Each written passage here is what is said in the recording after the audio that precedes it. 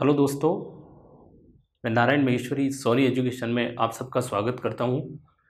Last की class में हमने जो है चंद्रगुप्त मौर्य के बारे में पढ़ा, उसके प्रारंभिक जीवन के बारे में पढ़ा कि कैसे चंद्रगुप्त मौर्य के ऊपर नज़र जो है चाणक्य की पड़ती है। चाणक्य जो है कैसे चंद्रगुप्त मौर्य को तक्षशिला में शिक्षा देता है, शिक्षा देने के बाद में उसको जो है घनानंद के विरुद्ध तैयार करता है, ठीक है, युद्ध करने के लिए। और जो है आप पाते हो कि इसी लक्ष्य को पूरा करने के लिए चंद्रगुप्त मौर्य जो है घनानंद के साथ युद्ध करता है। और युद्ध करने के बाद में जो है यानी कि नंद वंश को जो है विस्थापित करके, ठीक है, और उखाड़ करके मौर्य वंश की स्थापना करता है अपने गुरु चाणक्य के साथ में। तो अब तक जो हमने पढ़ा वो ये पढ़ा कि चंद्रगुप्त मौर्य के जो नाम थे, ठीक है, वो नाम के बारे में हमने उपाधियों के बारे में बात की, जो उपाधि थी, नाम थे, और उसके वंश को लेकर बहुत सारे इतिहासकारों में मतभेद है। इतिहासकारों में अभी भी इस बात को मतभेद है। कुछ इतिहासकार मानते हैं या कुछ जो है ब्राह्मण ग्रंथ मानते हैं कि चंद्रगुप्त जो मौर्य था वो शूद्र वंश का था, ठीक है। ऐसे ही जैसे मैंने आपको बताया, जैन और बौद्ध धर्म की जो किताबें हैं वो ये मानती हैं कि चंद्रगुप्त मौर्य क्षत्रिय वंश का था। और जो है मुद्रा राक्षस, ठीक है, जो विशाख दत्त द्वारा रचित है, उसमें ये लिखा गया है कि चंद्रगुप्त मौर्य जो था वो बेसिकली क्या था, चंद्रगुप्त मौर्य हमने कल बात की है कि चंद्रगुप्त मौर्य जो है कुलहीन या हम कह सकते हैं निम्न कुल से था, वृषल जो है जाति से था। वृषल जाति का मतलब होता है निम्न कुल से था। तो इसका कहने का मतलब है इसने भी क्या बताया है, शूद्र जाति का बताया है। पर लगभग इतिहासकारों का ये मानना है कि चंद्रगुप्त मौर्य किस जाति का था, क्षत्रिय जाति का था। तो अब तक हमने ये बात कही, ठीक है। अगर मेरी जो है लास्ट क्लास आपने नहीं ली है तो पहले आप लास्ट क्लास देखिए, लास्ट क्लास को लीजिए, ठीक है। इसके बाद में इस क्लास में आओगे तो आपको किसी भी तरह की कोई प्रॉब्लम नहीं होगी, ये मैं आपको कह रहा हूँ, ठीक है। और मेरा और सोनी एजुकेशन का पूरा जो है ये प्रयास रहता है कि एक भी ऐसा क्वेश्चन नहीं हो जो आपको, या ऐसी कोई भी इंफॉर्मेशन नहीं हो जो एग्ज़ाम उपयोगी हो और हमारे लेक्चर में नहीं हो, ठीक है। तो अब थोड़ा प्रयास हमारा है और ज़्यादा प्रयास आपका है, तभी सफलता मिल सकती है, ठीक है। तो अब हम बात करते हैं चंद्रगुप्त मौर्य के बारे में। जैसे मैंने आपको बताया कि नंदवंश का अंतिम शासक, ठीक है, फिर मैं यहाँ आ रहा हूँ एक बार। नंदवंश का अंतिम शासक जो था घनानंद के समय जो है, मैं आपको एक बैकग्राउंड बना रहा हूँ, एक स्टोरी बना रहा हूँ। इस स्टोरी के माध्यम से आपको चीज़ें समझ में आएगी, ठीक है। कि घनानंद के समय सिकंदर का आक्रमण भारत में हुआ, ठीक है। तो सिकंदर का आक्रमण जब भारत में होता है 326 ईसा पूर्व में, ठीक है। तो 326 ईसा पूर्व में जब मगध का शासक था वो घनानंद था, और ये नंद वंश का अंतिम राजा था, जिसकी इस वंश की स्थापना कौन करता है दोस्तों, इस वंश की स्थापना करता है महापद्मानंद, ठीक है। तो महापद्मानंद जो है वो इसकी स्थापना करता है, ठीक है। और ये महापद्मानंद का बेटा होता है घनानंद, ठीक है। और इसी के समय सिकंदर भारत पर आक्रमण करता है। जब ये भारत पर आक्रमण करता है तो भारत के पंजाब और उसके आसपास वाला अफगानिस्तान वाला क्षेत्र जो है यूनान के कब्जे में आ जाता है, क्योंकि ये यूनानी शासक होता है। क्या होता है, यूनानी शासक होता है, और जिसको इंग्लिश में ग्रीक बोलते हैं, ठीक है। तो ये यूनानी शासक होता है, मकदूनिया का शासक होता है। तो यूनान का एक छोटा सा प्रांत जिसका नाम क्या होता है, मकदूनिया, ठीक है, मकदूनिया। और कई जगह इसको इंग्लिश में इसको जो है मैसेडोनिया कहते हैं। क्या कहते हैं, मैसेडोनिया। तो ये मकदूनिया का शासक था, और ये जो है पूरा विश्व विजेता, इसका एक सपना था पूरे विश्व को जीतना।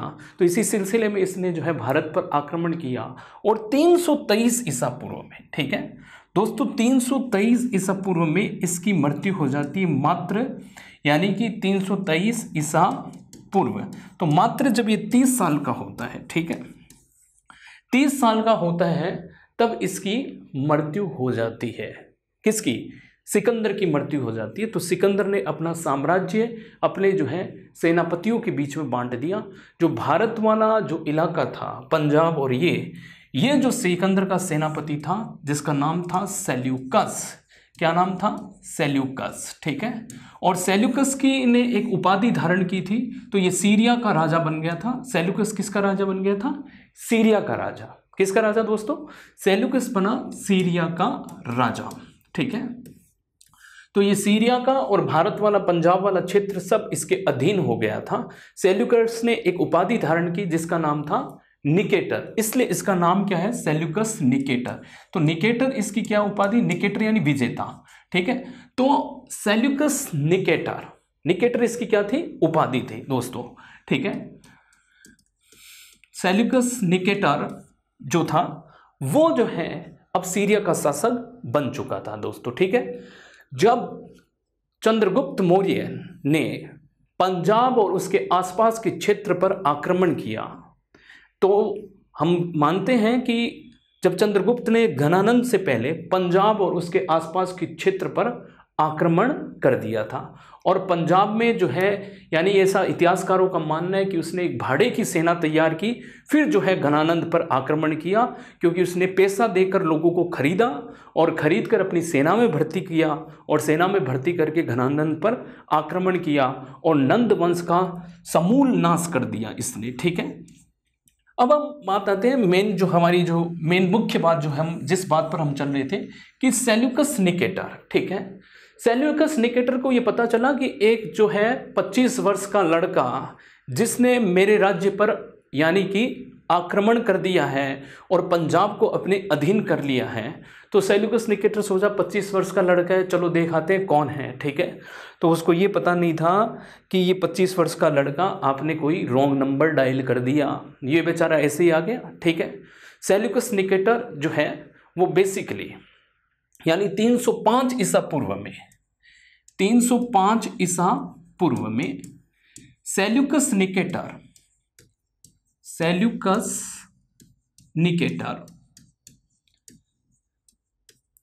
तथा चंद्रगुप्त मौर्य के बीच में युद्ध हो जाता है।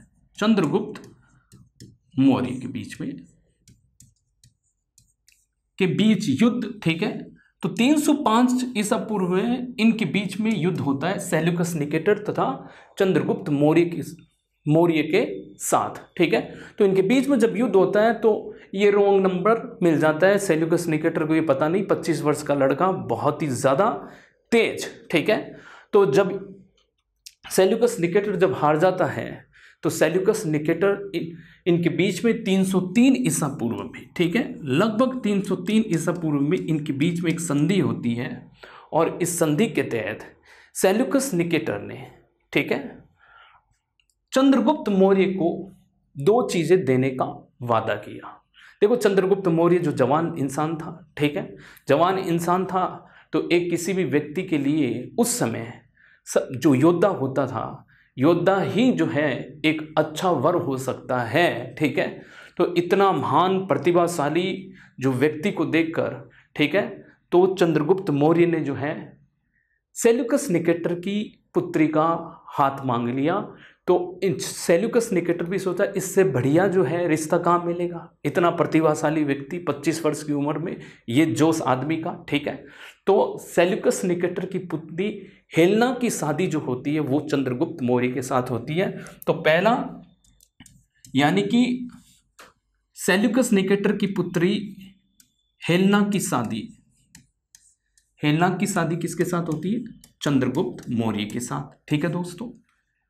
दूसरा, सेल्यूकस निकेटर ने कहा इससे काम नहीं चलेगा, अब जो है दहेज में कुछ दिया जाए।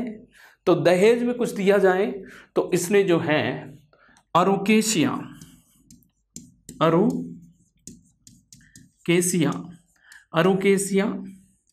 यानी कंधार, पेरोमिनसडाई।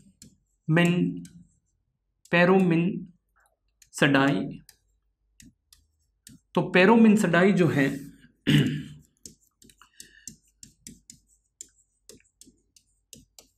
यानी काबुल,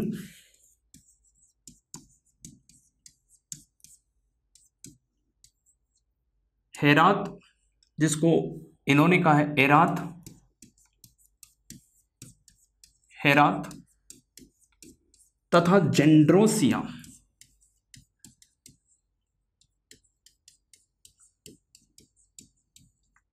जेंड्रोसिया आज का बलूचिस्तान,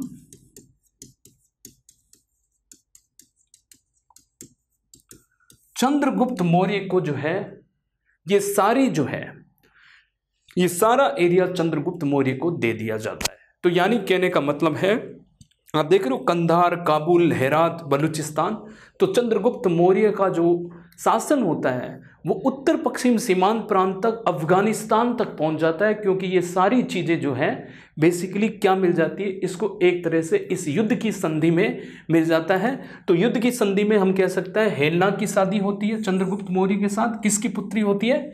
सेल्यूकस निकेटर की पुत्री होती है साहब, ठीक है। अब दूसरा, ये अरोकेसिया, पेरामिन्सडाई, ठीक है, कई जगह इसको पेरोमिन्सडाई, ठीक है, कई जगह पेरामिन्सडाई लिखते हैं, ठीक है, कोई ज़्यादा फर्क नहीं है। हेरात और तथा जेंड्रोसिया यानी आज का बलूचिस्तान, ये जो सारे नाम हैं ये यूनानी शब्द हैं इन एरिया के, ठीक है। तो इन एरिया के यूनानी शब्द हैं और जो है ये वर्तमान में ये कंधार, काबुल, बलूचिस्तान और हेरात, ये जो चारों जो है जगह ये चंद्रगुप्त मौर्य को मिलती है। अब चंद्रगुप्त मौर्य ने देखा कि यार लिया ही लिया है, कुछ तो दे दिया जाए, ठीक है। तो चंद्रगुप्त मौर्य ने जो है यानी कि सेल्यूकस निकेटर को 500 हाथी देता है। तो चंद्रगुप्त मौर्य क्या देता है? सेल्यूकस निकेटर को 500 हाथी देता है। तो चंद्रगुप्त मौर्य जो है वो सेल्यूकस निकेटर को क्या देता है? 500 हाथी देता है। तो 500 हाथी वो जो है दान में देता है। सेल्यूकस निकेटर देखता है इन 500 हाथी को कहाँ ले जाऊंगा, ये तो पूरा का पूरा जो है यूनान को जो है खा जाएंगे, इतने बड़े जानवर दे दिए। पर उसको ये पता नहीं था कि इन हाथियों की वजह से ही जो है वो बेसिकली सेल्यूकस निकेटर से जीता था। तो ये भारत में दोस्तों ये माना जाता है कि प्रथम अंतर्राष्ट्रीय विवाह था, ठीक है, प्रथम अंतर्राष्ट्रीय शादी थी, ठीक है। और ये अब जो है इसकी पुत्री हेलेना से शादी करता है। अब जैसे भाई किसी व्यक्ति को आपने एक पुत्री दे दी, इसको ऐसे याद रखिए, तो उसके साथ कोई ना कोई तो भेजेगा, किसी अनजान जगह वो भेज रहा है। अब अनजान जगह भी नहीं, अनजान देश भेजा जा रहा है, अनजान व्यक्ति के साथ भेजा जा रहा है। तो सेल्यूकस निकेटर का जो राजदूत था मेगस्थनीज, वो चंद्रगुप्त मौर्य के दरबार में आता है। तो हम कह सकते हैं कि चंद्रगुप्त मौर्य के दरबार में सेल्यूकस निकेटर का राजदूत मेगस्थनीज रहता था, ठीक है। तो मेगस्थनीज, अगर हम बात करें मेगस्थनीज की, मेगस्थनीज के बारे में मैंने आपको बताया, इसने इंडिका लिखी है। इंडिका पुस्तक के बारे में मैंने बात की थी, ठीक है। इसने गंगा को उत्कृष्ट नदी बताया है, ठीक है। तो मेगस्थनीज जो है चंद्रगुप्त मौर्य के दरबार में रहता था, ठीक है, मौर्य के दरबार में, और इसने इंडिका नामक पुस्तक लिखी, ठीक है। और इसकी डिटेल मैं आपसे कर चुका हूं। यदि आपको मेरा पीछे वाला लेक्चर आपने नहीं लिया है तो पीछे वाले लेक्चर में जाइए और आपको वो सारी जानकारी इंडिका बुक के बारे में जो इम्पोर्टेंट हमारे एग्जाम के लिए वो सारी जानकारी मैंने दी है। तो इंडिका नामक पुस्तक इसने लिखी, ठीक है। तो ठीक है दोस्तों, अब हम बात करते हैं कि ये मेगस्थनीज के बारे में हमने ये जो है विवाह संबंध देखा, फिर कैसे जो है मेगस्थनीज जो है सेल्यूकस निकेटर का राजदूत चंद्रगुप्त मौर्य के दरबार में आता है और वो मेगस्थनीज नामक किताब लिखता है। किताब लिख के भारत की राजनीतिक और सामाजिक दशा का वर्णन करता है यहाँ पर, ठीक है। इसने गन्ने के पौधे के बारे में और इसने कपास के पौधे के बारे में बहुत सारी जो है बातें की और भारत के लिए बहुत आश्चर्यजनक इसने जो है टिप्पणियाँ भी की है, जो कुछ तो विश्वसनीय है, कुछ ऐसा लगता है इसने हवा में ही बातें कर दी सारी, ठीक है दोस्तों। तो एक बार फिर देख लेते हैं हमने क्या पढ़ा। हमने ये पढ़ा कि सेल्यूकस निकेटर के साथ में जो युद्ध होता है, जो मैंने बैकग्राउंड बताया कि युद्ध इस समय होता है सिकंदर का आक्रमण होता है। सिकंदर के आक्रमण के बाद में सीरिया और उसके आसपास वाला क्षेत्र जो था वो सेल्यूकस निकेटर को मिलता है, क्योंकि 323 ईसा पूर्व में बेबीलोन में जो है सिकंदर की मृत्यु हो जाती है। तो वे सिकंदर की मृत्यु मात्र 30 वर्ष में हो जाती है।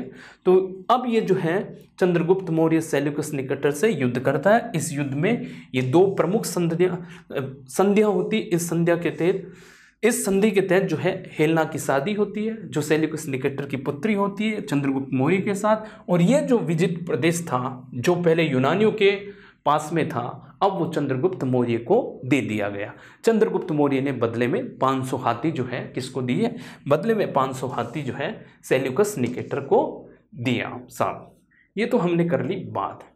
अब हम बात करते हैं कि चंद्रगुप्त की राजनीतिक उपलब्धियां क्या थी। चंद्रगुप्त की राजनीतिक उपलब्धियों में बात करें तो मैंने आपको बताया कि पूरे भारत को, ठीक है, राजनीतिक एकीकरण इसने किया।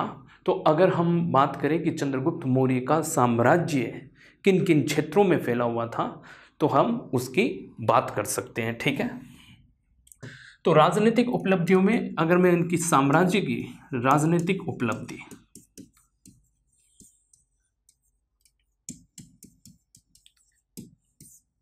तो राजनीतिक उपलब्धि जो इनकी थी चंद्रगुप्त मौर्य की, तो चंद्रगुप्त मौर्य ने भारत का एकीकरण किया, भारत को राजनीतिक एकता प्रदान की, ठीक है।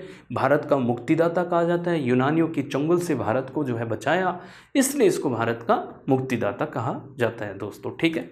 अब हम बात करते हैं राजनीतिक उपलब्धि के बारे में। जब इसकी राजनीतिक उपलब्धियां हैं तो राजनीतिक उपलब्धियों में इसका प्रशासन के बारे में अगर बात की जाए, इसके साम्राज्य का जो विस्तार था वो लगभग हम ये कह सकते हैं कि इस तरह से इसके जो है साम्राज्य का विस्तार हमको देखने को मिलता है, ठीक है। तो हम कह सकते हैं कि यानी कि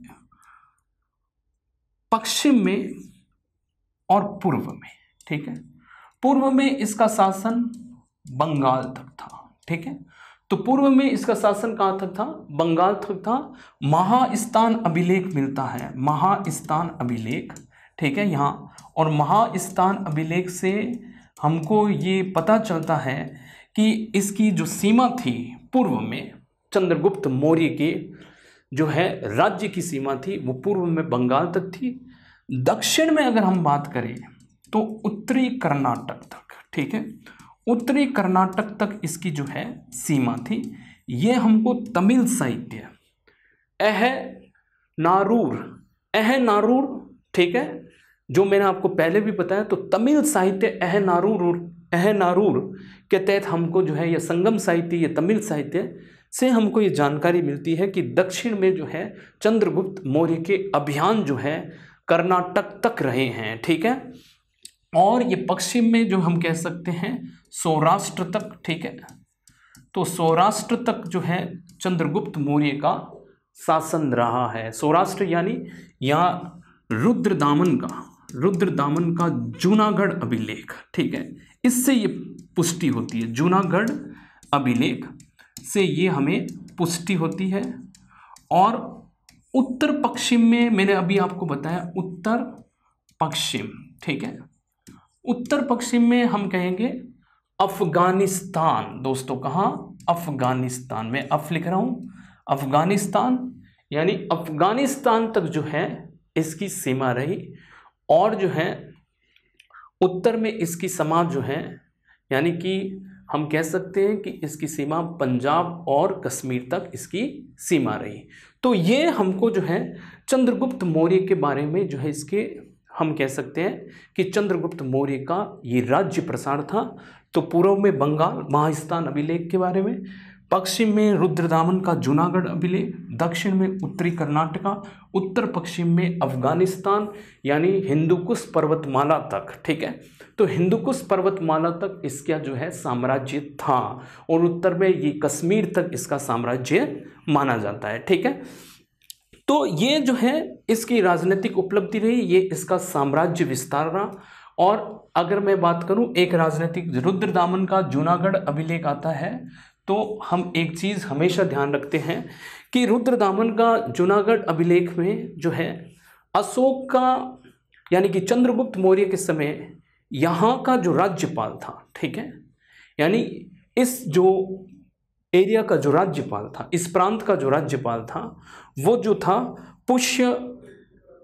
पुष्यगुप्त वैश्य था, ठीक है, पुष्यगुप्त वैश्य था। और इसी पुष्यगुप्त वैश्य और इसी पुष्यगुप्त वैश्य ने क्या किया, इसी पुष्यगुप्त वैश्य ने जो है सुदर्शन झील का निर्माण सौराष्ट्र प्रांत में कराया। तो सुदर्शन झील का जो निर्माण है वो किसने करवाया,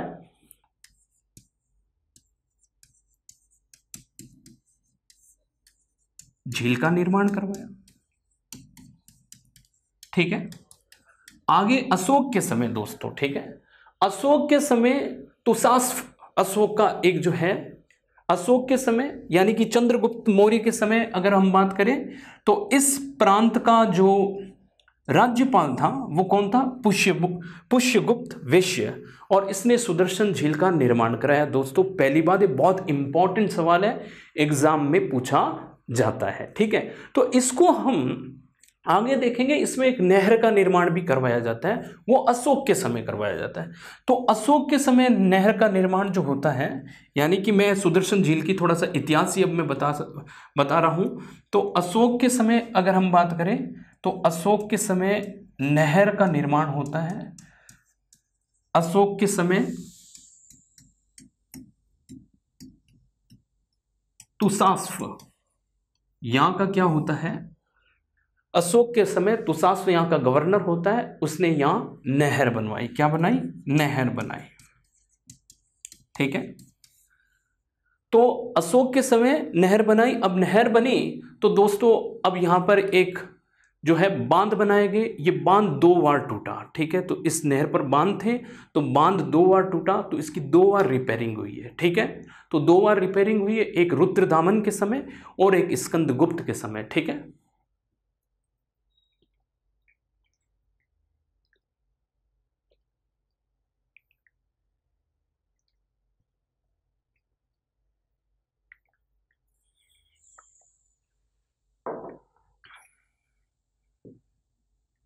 तो रुद्रदामन के समय तो रिपेयरिंग कितनी बार हुई, 2 बार निर्माण कार्य हुआ, इसका निर्माण कार्य, ठीक है। एक रुद्रदामन के समय 150 ईस्वी में, ठीक है, शक क्षत्रप था, ठीक है, और इसका जो है सुविशाख गवर्नर था, इसने इसका निर्माण करवाया। दूसरा स्कंदगुप्त के समय, स्कंदगुप्त के समय जो है, यानी हम कह सकते हैं इसका गवर्नर गौफ्ता पर्णदर्त था।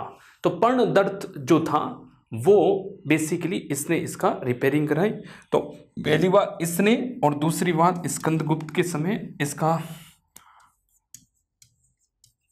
पर्णदर्त, ठीक है। तो गौफ्ता पर्णदर्त जो था इसने इसका रिपेयरिंग करवाया। और इस सब का जो हमें ब्यौरा मिलता है वो रुद्रदामन के जूनागढ़ अभिलेख में मिलता है। तो सुदर्शन झील के बारे में जितने भी ये बातें मिलती हैं वो हमको कहाँ से मिलती है, रुद्रदामन के जूनागढ़ अभिलेख में 4 शासकों का वर्णन मिलता है। 4 कौन हो गए, चंद्रगुप्त हो गए, अशोक हो गए, और फिर रुद्रदामन हो गया, और फिर जो है स्कंदगुप्त हो गया। इनका हमें वर्णन जो है यहां पर मिलता है, ठीक है।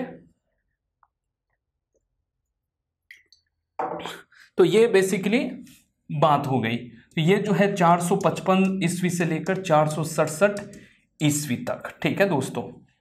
तो 455 ईस्वी से लेकर 467 ईस्वी तक एक बार फिर से मैं दिखा देता हूं आपको हमने क्या क्या बात की, ठीक है। राजनीतिक उपलब्धि के बारे में पहले हमने इसके साम्राज्य विस्तार की बात की, पूर्व में बंगाल, दक्षिण में उत्तरी कर्नाटक, ठीक है, और जो है उत्तर पश्चिम में अफगानिस्तान में, और जो है पश्चिम में जो है इसका जो राज्य था सौराष्ट्र, यहाँ हम कह सकते हैं कश्मीर तक, ठीक है, उत्तर में कश्मीर तक, ठीक है, ये इसका राज्य था, ठीक है। तो अब हमने बात की कि रुद्रदामन के जूनागढ़ अभिलेख से हमें ये सूचना मिलती है कि चंद्रगुप्त मौर्य के समय पुष्यगुप्त वेश्य नामक व्यक्ति ने सुदर्शन झील का निर्माण करवाया। बहुत इंपॉर्टेंट सवाल, और ये सवाल ऐसे आ सकता है कि किसके समय सुदर्शन झील का निर्माण हुआ, तो आप कहोगे चंद्रगुप्त मौर्य के समय। चंद्रगुप्त मौर्य का जो गवर्नर था या राज्यपाल था जिसने सुदर्शन झील का निर्माण कराया, तो आपका आंसर होगा पुष्यगुप्त वेश्य। अब जो है अशोक ने नहर बनाई, तो तुसाफ उसका गवर्नर था, उसके समय एक नहर बनी। अब इसमें डैम बांध बने, बांध 2 बार टूटे, तो 2 बार रिपेयरिंग होती है।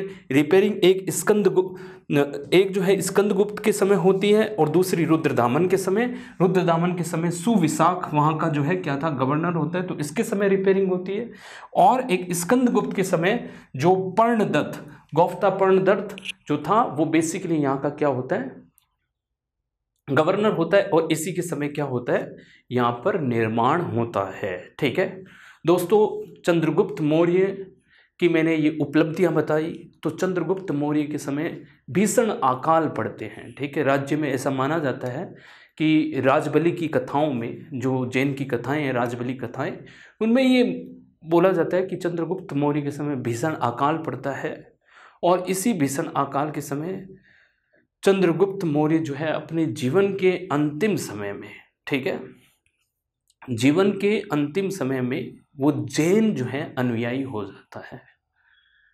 तो जैन अनुयायी हो जाता है जीवन के अंतिम समय में। ठीक है, और वो जो है कर्नाटक की स्वर्ण बेलागोल, ठीक है, तो कर्नाटक की स्वर्ण बेलागोल गुफाओं में जो है संलेखना विधि से अपनी शरीर का त्याग कर देता है। ठीक है, तो वो जो है हम कह सकते हैं, अब मैं इसको बहुत सिंपल करके आपको बताता हूं कि जीवन के अंतिम समय में चंद्रगुप्त मौर्य जैन सन्यासी बन जाता है और जैन धर्म में दीक्षा ले लेता है भद्रबाहु के नेतृत्व में। ठीक है, तो भद्रबाहु के नेतृत्व में जैन धर्म की दीक्षा लेता है और कर्नाटक की स्वर्ण बेलागोल, ठीक है, गुफाओं में संलेखना विधि से, ठीक है, शरीर का त्याग कर देता है। ठीक है, स्वर्ण बेलागोल जो है चंद्रगिरी नामक पहाड़ियों पर बनी हुई गुफाएं हैं,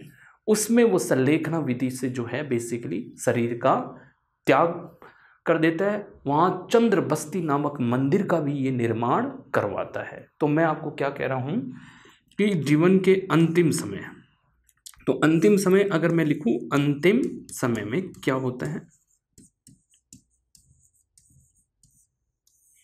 ये अंतिम समय है। तो जैन मुनि भद्रबाहु से दीक्षा लेता है। ठीक है, और दूसरा हम पॉइंट लिखेंगे, कर्नाटक की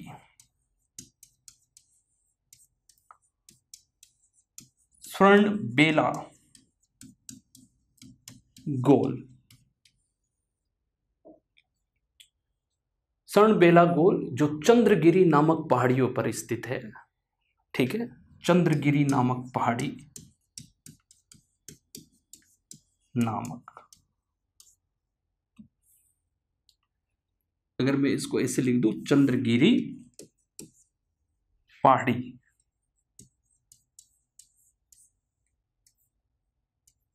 पर संलेखना, ठीक है, संलेखना विधि या संथारा विधि, ठीक है, संलेखना विधि को या संथारा विधि से शरीर का त्याग कर देता है। संलेखना विधि से शरीर का त्याग।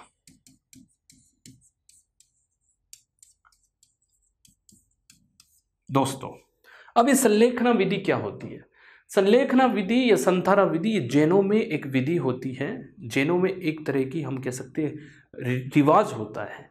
जिस व्यक्ति को अपने जीवन में या कभी भी किसी भी पॉइंट ऑफ टाइम में, किसी भी समय में ऐसा लगता है कि मुझे प्रायश्चित करना है, तो वो अपने जीवन में सब कुछ जल अन्न त्याग देता है, सिर्फ वायु पर जिंदा रहता है। जितने दिन तक जिंदा रहता है सिर्फ श्वास लेकर जिंदा रहता है और कुछ भी जो है ग्रहण नहीं करता, कुछ भी खाता पीता नहीं है, ठीक है। और ये जैनों में आज तक ये प्रथा चली आ रही है। आपने पता हो अभी रिसेंट में 2016 या 17 में राजस्थान, मुझे ध्यान नहीं 16 या 17 में एग्जैक्ट ईयर, तो राजस्थान हाई कोर्ट ने जो है जैनों में चल रही संतारा और संलेखना विधि को चैलेंज कर दिया और इसको उस पर बैन लगा दिया गया। तो जैन समुदाय जो एक पढ़ा लिखा समुदाय है उसने सुप्रीम कोर्ट में इस जो है निर्णय के खिलाफ चैलेंज किया कि ये हमारी आस्था का विषय है, ठीक है। और इसमें हम किसी को ऐसे जो है प्रेशराइज नहीं करते हैं, दबाव नहीं डालते हैं, व्यक्ति अपनी कॉन्शियस से अपनी आत्मा की आवाज़ सुनकर ही जाता है, ठीक है। तो यही जो विधि होती है उसको संलेखना विधि कहते हैं। और चंद्रगुप्त मौर्य ने अपने जीवन में अंतिम समय में भद्रबाहु से दीक्षा शिक्षा लेकर, ये जो जैन मुनि होते हैं भद्रबाहु से दीक्षा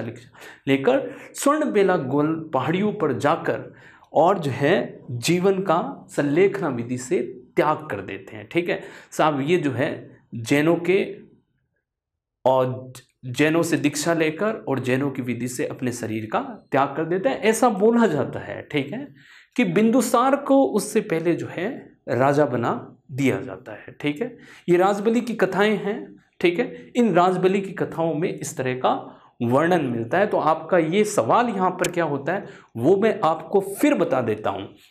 सवाल ये होता है दोस्तों, सवाल बड़े सिंपल है, यानी चंद्रगुप्त मौर्य से 4-5 सवाल आते हैं और वो बहुत ही इंपॉर्टेंट सवाल है जो आते ही आते हैं, ठीक है। अगर मौर्य साम्राज्य से पूछेंगे तो आपसे चंद्रगुप्त मौर्य से 2-3 सवाल बड़े जो है यानी कि फिक्स से हैं, बड़े जो है सहज सवाल है जो हर एग्जाम में पूछे जाते हैं। पहला कि इसने कौन से जो है जैन मुनि से शिक्षा दीक्षा ली, तो आपका आंसर होगा भद्रबाहु। कहाँ पर? कर्नाटक की स्वर्णबेला गोल, ठीक है, पहाड़ियों से, यानी कि हम कह सकते हैं चंद्रगिरी नामक पहाड़ियों पर, ठीक है। और यहाँ चंद्रबस्ती नामक एक मंदिर का निर्माण भी चंद्रगुप्त मौर्य करवाता है, ठीक है। अब हम बात करते हैं कि चंद्रगुप्त मौर्य से एक जो सवाल जो आता है कि चंद्रगुप्त मौर्य की विशाखदत्त द्वारा मुद्रा रक्षण, यानी कि विशाखदत्त द्वारा रचित मुद्रा राक्षस में चंद्रगुप्त मौर्य को इनमें से किस कुल का बताया है, तो वहां आता है ऑप्शन वृषल जाति का। तो आपका आंसर क्या होगा? वृषल जाति का और वृषल कुल से बताया है। ये आपके कुछ आंसर होंगे और इन आंसर पर आपकी जो है ये जो है सवाल निश्चित रूप से पूछे जाते हैं। तो ये कुछ 2-3 जो चीज़ें मैंने आपको बताई है वो हाईली इंपॉर्टेंट, और बाकी जो मैंने जितनी चीज़ें बताई है वो आपको याद रखना है। मेगस्थनीज जो है किसके दरबार में आता है? चंद्रगुप्त मौर्य के। उसने कौन सी पुस्तक लिखी? इंडिका। ये सवाल पूछे जाते हैं, ठीक है। इस तरह के सवाल और चाणक्य की सहायता से इसने लगभग 24 साल तक जो है शासन किया। 322 ईसा पूर्व से लेकर 298 ईसा पूर्व तक इसने जो है शासन किया दोस्तों, ठीक है। अब हम बात करते हैं चंद्रगुप्त मौर्य का जो बेटा होता है उसका नाम क्या होता है? चंद्रगुप्त मौर्य का बेटा होता है बिंदुसार, और बिंदुसार शासन करता है 298 ईसा पूर्व से लेकर 273 ईसा पूर्व तक, ठीक है दोस्तों। तो ये होता है बिंदुसार, यानी कि आपसे ये पूछ लें कि मौर्य वंश का जो चंद्रगुप्त मौर्य के बाद में कौन शासक बनता है, तो चंद्रगुप्त मौर्य के साथ बाद में जो शासक बनता है वो बनता है बिंदुसार, ठीक है। तो बिंदुसार के बारे में हम पढ़ते हैं। आओ देखिए बिंदुसार के बारे में। तो बिंदुसार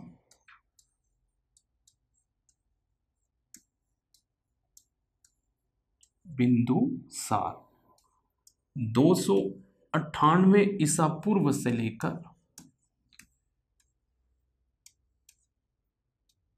273 ईसा पूर्व तक शासन करता है दोस्तों, ठीक है।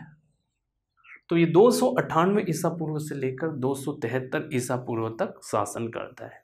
पहली बात, बिंदुसार के लिए ये बोला जाता है कि जब ये पैदा हुआ तो इसके माथे पर बिंदु थी, बिंदु जैसा या एक हम कह सकते हैं पॉइंट जैसा, ठीक है, एक चिन्ह इसके जो है ललाट पर था, और इसी के कारण इसका नाम बिंदुसार पड़ा। बिंदुसार की राजनीतिक उपलब्धियां बहुत ज़्यादा नहीं हैं, पर बिंदुसार के साथ सबसे एक अच्छी बात यह है, उसने अपने पिता से मिली जो धरोहर थी उसको संभाल कर रखा दोस्तों। ऐसा नहीं है कि 100 करोड़ मिले और 50 करोड़ कर दिए, ऐसा नहीं। उसने 100 से 200 करोड़ नहीं किए, पर 100 से जो है इसने 99 करोड़ भी नहीं किए, ठीक है। उसने 100 के 100 करोड़ रखे, ठीक है। तो कहने का मतलब है उसे अपने साम्राज्य को जो है संभाल कर रखा, जो उसको अपनी पिता से जो है विरासत में मिला। ये बिंदुसार की जो है हम कह सकते हैं कि सबसे बड़ी उपलब्धि है, और बहुत ज़्यादा उपलब्धियां बिंदुसार के नाम पर नहीं है दोस्तों, ठीक है। अगर हम बिंदुसार की बात करें तो बिंदुसार जो था वो ऐसा माना जाता है पहला सिजेरियन चाइल्ड था, शल्य चिकित्सा द्वारा पैदा हुआ बच्चा था, कि ये भारत में शायद ये पहला एक ऐसा बच्चा था या शासक था जो शल्य चिकित्सा द्वारा पैदा हुआ, इतिहासकारों के अनुसार, ठीक है दोस्तों। तो ये हमने पढ़ी बिंदुसार के। बाद में बिंदुसार के अब उपनाम क्या है तो वो हम देख लेते हैं कि बिंदुसार के उपनाम क्या है। आप सब जानते हो बिंदुसार को भद्रसार कहा जाता है, बालीसार कहा जाता है, ठीक है।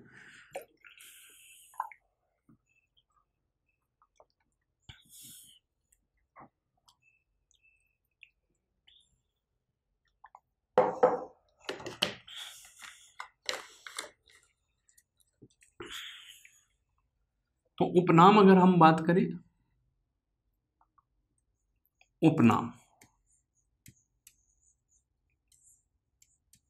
तो उपनाम में अगर हम बात करें भद्रसार, तो ये वायु पुराण कहता है। वायु पुराण, वायु पुराण में इसका नाम मिलता है भद्रसार दोस्तों, ठीक है। और बारीसार, ठीक है, बारीसार अन्य पुराणों में इसका नाम मिलता है, अन्य पुराण में बारीसार मिलता है, ठीक है।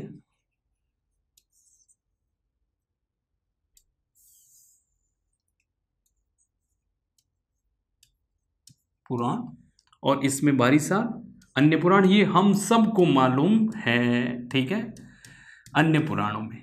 तो ये हम सबको मालूम है, ठीक है। ऐसा कुछ भी नहीं है कि जो आप एक नया कुछ पढ़ रहे हो, ये हमने पढ़ा है, ठीक है। सिंहसेन, ठीक है, ये जो सिंहसेन है इसका एक नाम मिलता है दोस्तों सिंहसेन। ये जैन और कन्नड़ साहित्यों में मिलता है, तो जैन साहित्य, ठीक है। तो जैन साहित्य में इसका नाम क्या मिलता है, सिंहसेन, ठीक है। अमित्र घात, ठीक है।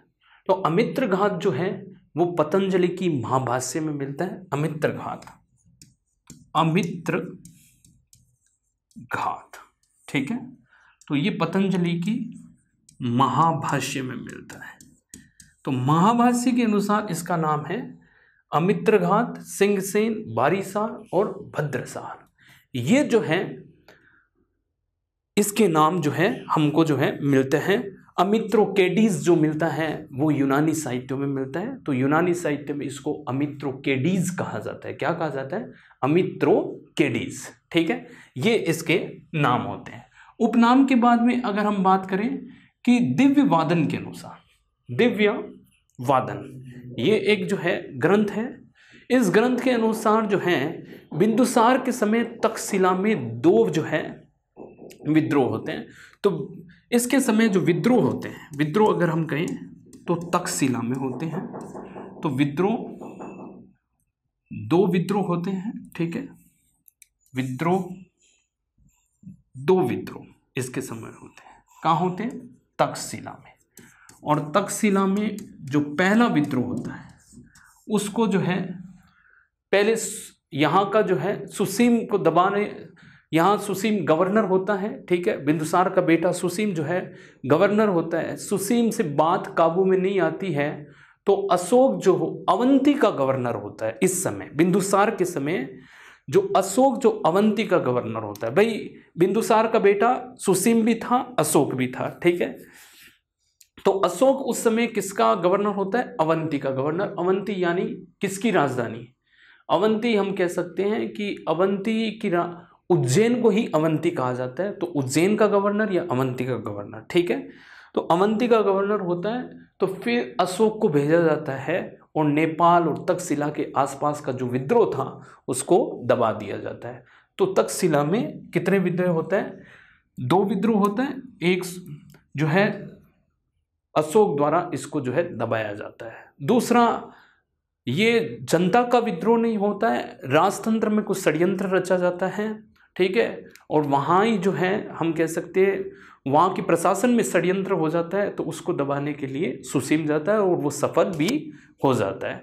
तो बिंदुसार के समय हम कह सकते हैं 2 विद्रोह होते हैं। कहाँ पर होते हैं? तक्षशिला में होते हैं। बस इतनी बात आप ध्यान रखना, ये बिंदुसार के समय होने वाले 2 बड़े जो है विद्रोह थे जो तक्षशिला में। ये सवाल पूछ लिया जाता है दोस्तों कि बिंदुसार के समय कहाँ पर विद्रोह होता है, ठीक है। और ऐसा बोला जाता है कि बिंदुसार की जो परिषद थी वो, उस परिषद की संख्या जो थी वो 500 सदस्य थे उसमें, ठीक है। और उसका प्रमुख जो था खल्लटाक था, ठीक है। तो इसका प्रमुख जो था खल्लटाक था, वो उसका प्रमुख था। और अशोक के समय इसी परिषद का मुख्य कौन हो जाता है? राधा गुप्त हो जाता है, ठीक है। तो हम कह सकते हैं मंत्री परिषद जो थे, मंत्री परिषद इसकी की संख्या सदस्य इसमें कितने थे? 500। और प्रमुख जो था